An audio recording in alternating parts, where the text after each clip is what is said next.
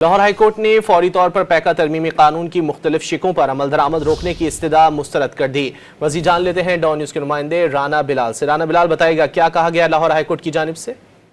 جی دیکھیں، پیکا ترمیمی قانون کے خلاف لاہور ہائی کورٹ میں درخواست کی سماعت ہوئی ہے اور عدالت نے فوری طور پر پیکا ترمیمی قانون کی مختلف شقوں پر عمل درآمد روکنے کی جو استدعا تھی اسے مسترد کر دیا ہے اور فریقین کو نوٹس جاری کرتے ہوئے 3 ہفتوں میں جواب طلب کیا ہے۔ لاہور ہائی کورٹ کے جسٹس فاروق حیدر نے ریمارکس دیے ہیں کہ پہلے جو فریقین ہیں ان کا موقف آ جائے پھر اس درخواست پر فیصلہ کیا جائے گا۔ عدالت نے 3 ہفتوں میں تمام فریقین سے تحریری جواب طلب کیا ہے۔